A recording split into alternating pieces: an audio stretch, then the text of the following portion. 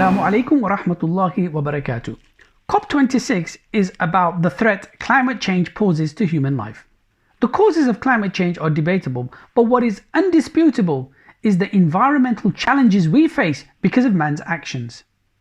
This conference is doomed to failure for a very simple reason. It addresses how to deal with the symptoms rather than addressing the cause. But are these problems solvable?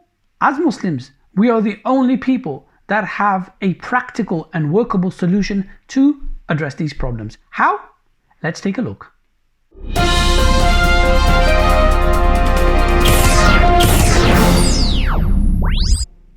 Let me begin with some observations from when I was young.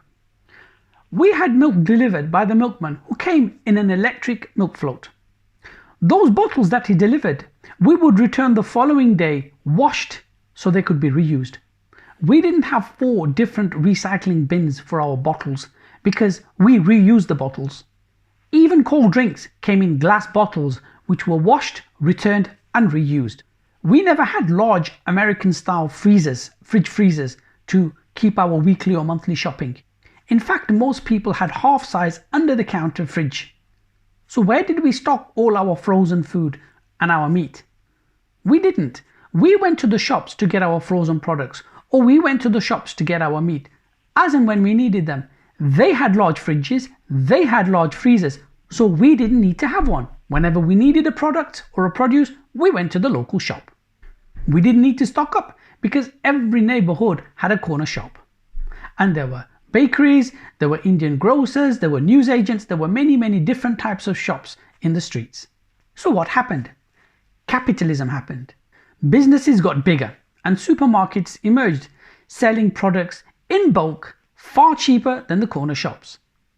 Milk was now being sold in containers or plastic bottles, far cheaper than what the milkman could deliver to your doorstep. So they went out of business. Products were sold in bulk, far cheaper than your corner shops. They went out of business. So people had to drive to the supermarkets to stock up for their weekly or monthly shopping, so that now they needed double fridge freezers. They needed extra space to keep your weekly, monthly shopping.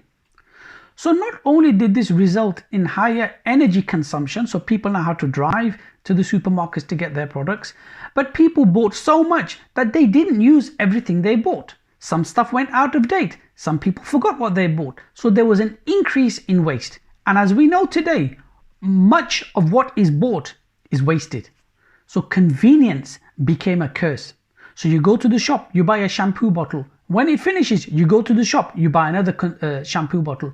Each time throwing away a perfectly good dispensing container because it is inconvenient to get it refilled every time you want to get shampoo. It is easier to throw it away and buy another one. This is an anecdotal point, but the increase in energy usage and waste was driven by capitalism. Cheap means buy more and inevitably waste more. It's not just about food, it's about consumerism. In the old days, you could buy a television and keep it as long as it worked, and when it failed, you bought a new one. Not anymore. Now, technological products are built and designed with obsolescence in mind. They have inbuilt obsolescence, so you have to replace that item every so many years.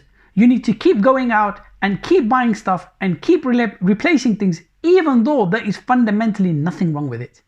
So this overconsumption is driven by overproduction because that is the gauge capitalism uses for economic growth and progress. So the system defines progress by increasing productivity, increasing GDP, being more profitable, and you cannot do that if people don't keep buying things. So you need to use marketing to convince people to continue to buy your products. And on top of all of this, capitalism makes credit easily available to those people who can't afford to buy things, so even they can buy and consume. When I was young, I went to India, and something struck me that we find here ubiquitous. In the village I stayed, no one had bins. There was no refuse collection. There was no waste. When people went to the markets, they took their own bags and packaging to bring the products back. When they went to the doctors, they took their own bottles to bring the medicine back. And these containers and bottles would be washed and reused over and over again. If there was food waste, they would feed it to the goats and chickens. So there was no bins, and there was no bin collection. And there was no waste because there was no unnecessary packaging and single-use plastics that need to be disposed of. Because convenience is what causes this problem. I'm not saying we should all live like that, but there are certain lessons we can apply at a micro and at a macro level to resolve the problem. We need to understand the root cause of the problem, and that is capitalism. Therefore, capitalism can never solve the problem. If we now suddenly stop driving petrol and diesel cars and jump into electric cars, it doesn't address the continual production and the continual consumption of these products. Neither will it stop third world countries being invaded for the minerals that are needed to produce the batteries, and neither will it resolve the issue of what to do with the potential toxic batteries that will need to be disposed of in their millions as cars come to the end of their lives. It doesn't solve the problem.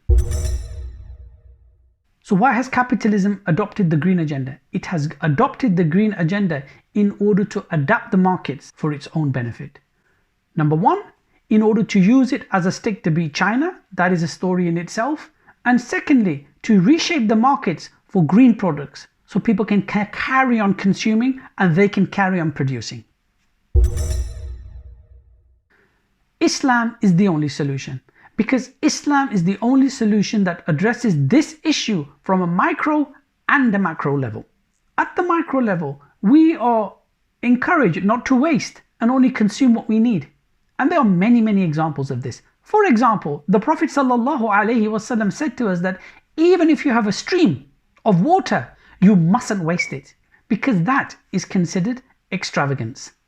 We are also told by the Prophet ﷺ, the worst thing you can fill is your stomach. And there are many evidences like this, but Islam didn't just leave it to the individual. Islam also addresses this issue at a macro level. The Islamic concept of economic progress is not defined by the GDP and ever-increasing production and profitability. The types of companies the Sharia allows prevents global multinationals to exist. Businesses are made responsible and liable. This prevents private limited companies existing that you find in capitalism that take risks without responsibility to expand and overproduce. The absence of interest and easy credit prevents companies from taking unreasonable risks to expand and produce more. And capitalism is focused on production to address needs, whereas Islam focuses on distribution.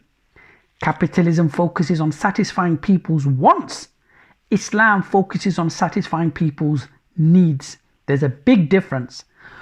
For more on this, I suggest you listen to the Economy Disected podcast, where people with far more knowledge and far more experience on this topic delve into these matters in more detail.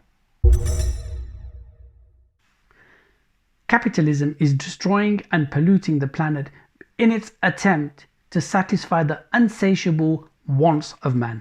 This can never be achieved. Islam, on the other hand, attempts to fulfill the needs of man before fulfilling the wants of man. Needs are essential, wants are luxuries.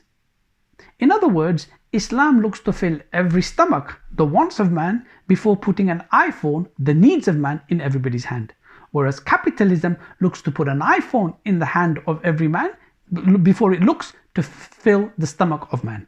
The first can be achieved, the second can never be achieved. Because the Prophet ﷺ said, if the son of Adam had a valley of gold, he would want 2, and if he had 2, he would want 3. وصلى الله على سيدنا محمد والحمد لله رب العالمين. السلام عليكم ورحمة الله وبركاته.